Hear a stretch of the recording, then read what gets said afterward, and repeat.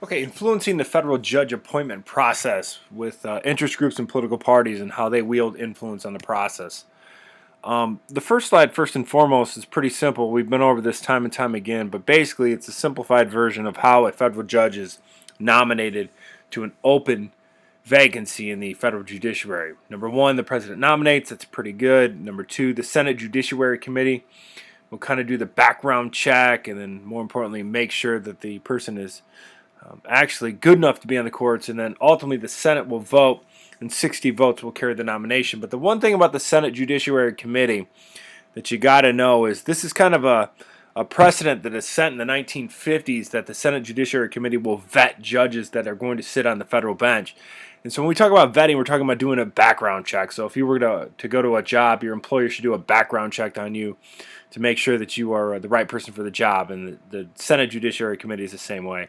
They'll conduct a hearing where the judicial appointee will have to answer questions on a wide variety of issues to where you stand on issues and what is your judicial philosophy and so on as well. After the committee is done conducting the hearing, they'll vote internally and they'll provide a recommendation to the full Senate, which pretty much is a very powerful tool because they get the first word on these individuals on whether or not they should be appointed to the bench or not. More importantly, though, really quickly, if we're going to talk about how to influence this process, whether it be interest groups or political parties, the thing is where to wield influence. Now, you can't wield influence at the end. Once the Senate confirms this person by 60 votes carries it, then they're off limits. It's against the law to do so. So if they're going to wield influence, they're going to go ahead and concentrate on the president picking a name and the Senate confirming these people as well. And last but not least, what tactics to be employed. So when we look at tactics, we can break them down into low, medium, and high level.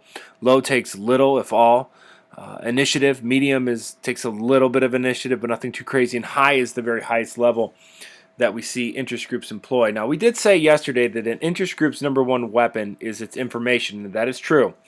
But for this situation, besides information, if information is not cutting it, they'll employ their members to do their bidding with them as well. So, a couple things. Low level, very simple. Write a letter, very easy. Whether to your newspaper or to your senator, I think that's pretty self-explanatory. There we go. If you want to take a little bit more of an initiative, interest groups can run advertisements for or against this candidate. They can go on CNN and MSNBC or Fox News and talk about the individual justice as well. Some might hold press conferences to get the word out, hold a media campaign for or against this person as well. And last but not least, make campaign contributions to individual senators to get access to them and tell them to vote one way or the other as well. And the last one, the high level, which takes the most amount of effort, could be that an interest group could testify before Congress, specifically the Senate Judiciary Committee, to voice their concerns or maybe even say this is the right person for the job. And you'll learn a little bit more about that on the next video that I have for today and so on as well. And last but not least, if that does not work, protest and demonstration. And that's going to be evident tomorrow when we watch an episode of The West Wing. Right at the very beginning, you'll see all these different people outside the White House campaigning against or for certain candidates as well. So you'll see that as well. Last but not least, political party tactics. What can they do? Well, political parties, their strength in government is they can coordinate the actions of the two elected bodies of our government, the executive and legislative branch. So it's a unified government where both the Republican Party owns the presidency and both chambers of Congress, then it's easy. Then they just make sure that their members are all on the same page. This is how we're going to vote. And more importantly, these are our talking points, and this is why we're voting the same way and so on as well.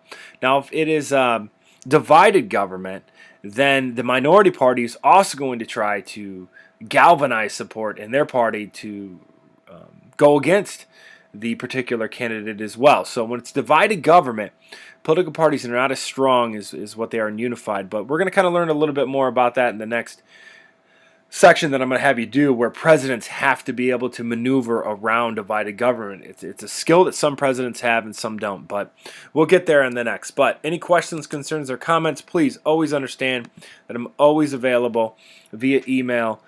Email me. I'll email you back within a couple of minutes, and we'll see you tomorrow.